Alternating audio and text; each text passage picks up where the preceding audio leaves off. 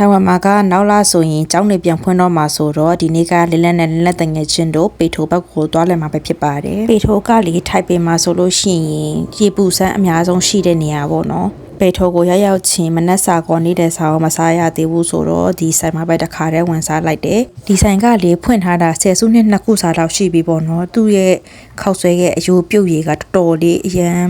်ကောင်းတယ်ပေါ့နော်ပြီးတော့လည်းလက်တို့2ယောက်ယူချီမှာအေးဝင်ဝဲပြီးတော့သွားဖို့ပြင်ပါတယ်နေရင်ထိုင်ရင်ကန်ဆယ်မရပေါက်သွားသေးတယ်ဒါကတော့လက်တို့စီရမယ်ဘက်စကနှစ်တိုင်ရဲ့အနောက်မှာရှိတဲ့ရေပူစမ်းပါပြီးတော့နံပါတ်6ကအသေးလေးကိုစစီးတယ်ပေါ့နော်လက်တို့ဒီနေ့အဓိကသွားမှာကပန်းဥယင်ပေါ့ဒါပေမဲ့ဒါကကားပြောင်းစီရမယ့်နေရာမှာရှိတဲ့ရေတခွန်အသေးလေးပါ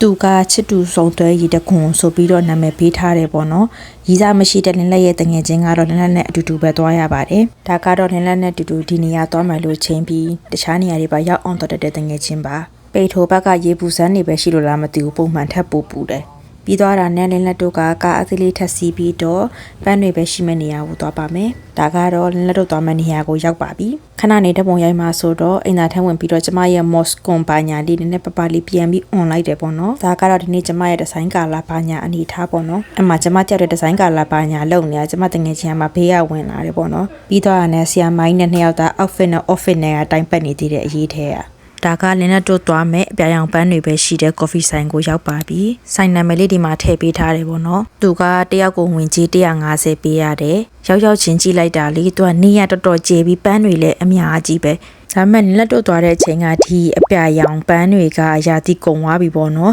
အဲ့ရဆိုင်ရှင်ပြပြတာကတော့9လပိုင်း6လပိုင်းဆိုလို့ရှိရင်ဒီပန်းတွေအများကြီးပွင့်ပြီးလူတွေလည်းအများကြီးတပုံလာရိုက်ကြတယ်ပြောပါတယ်သူ့နေရာလေးတွေအကုန်လုံးကလေချစ်စရာလေးဒါကလေပန်းလို့တော့ပြောတယ်ဘာပန်းမှန်းလည်းမသိဘူးရဲ့နောက်ပြီးတော့သူတို့ကလေဒီလိုမျိုးချစ်စရာကောင်းတဲ့အိမ်တီတီလေးပေါ့နော်နှစ်သမီးအိမ်ပုံစံမျိုးလေးလည်းလုပ်ပေးထားတယ်ပေါ့နော်ကောင်မလေးတွေအထဲမှာဝင်ပြီးတက်ပုံရိုက်မယ်ဆိုလို့ရှိရင်လည်းတော်တော်လေးလှတယ်ပေါ့သူ့အိမ်ပုံစံလေးကအပြင်အစင်လေးအကုန်လုံးကလေတကယ်ချစ်စရာကောင်းပြီးတော့အဲ့လိုတက်ပုံရိုက်လို့အရန်လှတဲ့ပုံစံမျိုးလေးပေါ့နော်လင်းလက်ကတော့အရန်ပူနေလို့မရိုက်ဖြစ်ခဲ့ဘူးရဲ့အဲ့မှာကြည့်တာလင်းလက်အပေါ်စီးကနေလှမ်းရိုက်ထားတာသူကလေလှတဲ့နေရာလေးတွေအရန်များပြီးတော့ပန်းတွေပူများတယ်ဆိုတက်ပုံရိုက်လို့ပူပြီးတော့လှမှာတေချာတယ်ပေါ့နောက်ပြီးခုနကဝင်ကြီး150ပေးရတာကဒီကိတ်မုတ်လေးနဲ့လဲလို့ရတယ်ပေါ့နော်ဒီကိတ်မုတ်တစ်ခုကို180ခုနက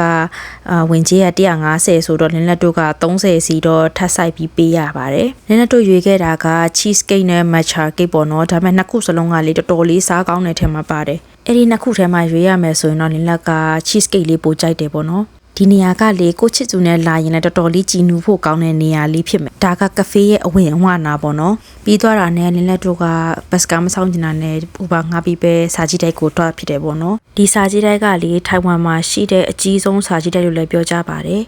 စာကြည့်တိုက်ကတော့ဘာမှထူးခြားမနေပါဘူးစာအုပ်တွေပဲရှိတယ်ပေါ့နော်စာကြည့်တိုက်ဆိုတဲ့အတိုင်းပဲပြီးသွားတာနဲ့သူ့ရဲ့ဘေးမှာရှိတဲ့ရေပူစမ်းပြတိုက်ကိုလက်တို့သွားကြည့်ခဲ့တယ်ပေါ့နော်သူတို့ကအထဲထဲမှာဖနက်စီးခွင့်မပေးတော့လက်တို့ကကိုယ့်ရဲ့ဖနက်တွေကိုအဲ့လိုမျိုးလော့ကာလေးတွေနဲ့ထည့်ပြီးတော့တင်ထားခဲ့ရပါတယ်ဒီမှာကြည့်အဲ့ဒီလော့ကာရဲ့တော့လေးတွေဘယ်လောက်ချစ်စရာကောင်းလဲဆိုတာပြီးသွားတာနဲ့လက်တို့ကဒီပြတိုက်ထဲမှာရှိတဲ့နေရာတွေကိုတနေရာပြီးတနေရာတေချာလိုက်ပြီးလေ့လာခဲ့ကြတယ်ပေါ့နော်ပြတိုက်ကတော့ပြတိုက်ရဲ့ထုံးစံတိုင်းမှာပဲအရင်ခေတ်ကဘယ်လိုပုံစံမျိုးအသုံးပြုတယ်ဆိုတာတွေကိုပဲနမူနာပြန်လောက်ထားပြတာပေါ့နော်နောက်ပြီးသူတို့စီမှာလောက်ထားတဲ့ဒီလိုဟာလေးဒီမှာဒါလေးကိုကြည့်ဒီမှာဆိုတော့ပေါ်မှာကင်မရာလောက်ထားတာပေါ့နော်အဲ့ဒါကိုမသိဘူးကိုပုံကိုပေါ်နေရဆိုတော့ပြီးတော့အဲ့လိုဂိမ်းနဲ့ဆော့လို့ရတယ်ဘေးကတယောက်ကဘာကြီးလုံနေမှလည်းမသိနောက်ပြီးဒါကသူတို့အရင်တုန်းကလောက်ထားတဲ့ရေစိမ်ကန်လို့ပုံစံမျိုးပေါ့အဲ့မှာတက်ပုံရိုက်လေးတအားလာတာနင်းလက်ရဲ့တငယ်ချင်းရိုက်ပေးတာကိုပဲကြည့်ဘာတွေရိုက်မှလည်းမသိဘူးပြီးတော့နဲ့နောက်ဆုံးပိတ်အိမ်နဲ့လွဲရာသီဥတုကလည်းအရန်ပူနေတာဆိုတော့ရှိမှန်တင်ကိုတွားပြီးတော့ရေခဲတုပ်စားကြပါမယ်။ထိုင်ဝမ်မှာကလေဒီလိုရေခဲတုပ်တွေစားတဲ့သူအရန်များတယ်ပေါ့နော်။ဒါပေမဲ့ဒီဆိုင်လေးကတော်တော်လေးစားကောင်းတယ်။ဒီမှာဆိုင်လေးစားလေးလည်းထည့်ပေးထားတယ်ပေါ့နော်။ဒီနေ့ရဲ့ဗီဒီယိုလေးကတော့ဒီလောက်ပါပဲ။နောက်မှပြန်တွေ့ကြပါမယ်ရှင်။ Bye bye